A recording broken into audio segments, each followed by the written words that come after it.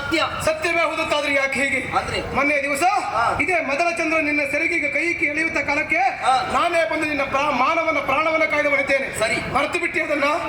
ಆವತ್ತು ನೀನು ಹೇಳಿದ ಮತ್ತೇನು, ನನಗೆ ನನ್ನವರು ಯಾರು ಇಲ್ಲ, ನನಗೊಬ್ಬ ಗಂಡನಾಗಿ ಬಂದದಿದ್ರೆ ಬದುಕಿಗೆ ಒಂದು ಆಧಾರವಾಗ್ತಾ ಇತ್ತು ಹಾಗೆ ಹೇಳಿದಂತ ನೀನು ಅದೇ ಮೊದಲ ಚಂದ್ರ ಜೊತೆಯಲ್ಲಿ ಮದುವೆ ಆಗಿ ಬರ್ತಾ ಇದ್ದೀಯಲ್ಲ, ಯಾಕೆ ಮೋಸ, ಯಾಕೆ ವಂಚನೆ ಹೇಳು. ಏನು ನಾವು ಮಾಡ್ತಾ ಇರೋದು ಮೋಸವಲ್ಲ? ಹೌದು, ನಾವು ಮಾಡಿದ್ದು ಮೋಸವೇ. ಯಾಕೆ ಮೋಸ?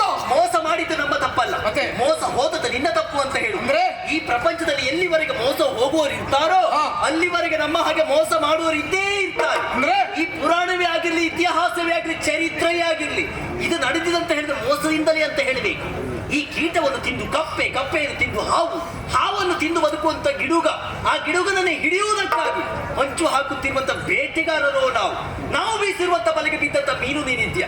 ಇನ್ನಲ್ಲಿ ನಾನೇನು ಕೇಳಲಿಲ್ಲ, ನನ್ನ ಮದುವೆ ಆಗುವಂತ ನಾನು ಕೇಳಿದ್ದ, ನೀನಾಗಿ ಯಾವುದಾದ್ರೂ ಮದುವೆ ಆಗ್ತೇನೆ ಅಂತ ಹೇಳಿದಾಗ ಆಗಿತ್ತು ಎಂದಾಗಿ ಒಪ್ಪಿಕೊಂಡು ಬಿಟ್ಟು ಮತ್ತಿನ್ನೇನು ಅಲ್ಲ. ಮತ್ತೆ ನಾನು ಪ್ರೀತಿಸಿದ್ದೇನೆ. ಪ್ರೀತಿ ಅಂತ ಹೇಳಿದ್ರೆ ಏನಂತ ತಿಳ್ಕೊಂಡಿದ್ದೀಯಾ? ಒಬ್ಬನ ರೂಪಕ್ಕೂ ಮತ್ತೊಬ್ಬನ ಶೌರ್ಯಕ್ಕೆ ಇನ್ನೊಬ್ಬನ ಸಂಪತ್ತಿಗೆ ಪ್ರೀತಿಯನ್ನು ಹುಟ್ಟಿಕೊಳ್ಳುವುದಿಲ್ಲ. ಅದು ಅಮೂರ್ತ ರೂಪವತ್ತು ಪ್ರೀತಿ ಅಂತ ಹೇಳಿದ್ರೆ. ಎದೆಯ ಗೌವರದ ಒಳಗೆ ಹುಟ್ಟಿ ಭಾವನೆಗಳಿಗೆ ಮೂರ್ತ ಸ್ವರೂಪವನ್ನು ಹೆಣ್ಣಾದವಳು ಕೊಟ್ಟಳ, ಮುಗಿದು ಹೋಯಿತು, ಬಿಡುವ ಪ್ರಶ್ನೆಯೇ ಇಲ್ಲ. ಅಂದ್ರೆ ಮೊದಲ ಚಂದ್ರನ ಈಗಾಗಲೇ ಮದುವೆ ಆಗಿದ್ದೇನೆ, ನಿನಗೂ ನನಗೆ ಯಾವ ಸಂಬಂಧ ಇಲ್ಲ.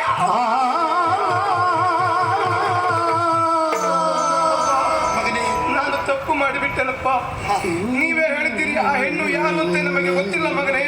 ಈ ಮದುವೆ ಬೇಡ ಎನ್ನುವ ಹಾಗೆ ನಿಜ ಅವಸರದ ನಿರ್ಧಾರದಿಂದಲಾಗಿ ನನ್ನ ಮದುವೆಯೇ ಕೆಟ್ಟು ಹೋಯಿತು. ನನ್ನ ಬದುಕಿನಲ್ಲಿ ನಾ ಮಾಡಿದ ತಪ್ಪಿಗೆ ನಾನು ಶಿಕ್ಷೆಯನ್ನು ಅನುಭವಿಸಿದೆ. ಈ ಮದುವೆಯಲ್ಲಿ ನಿಮ್ಮ ಮಗ ಸೋತು ಬಿಟ್ಟನಪ್ಪ.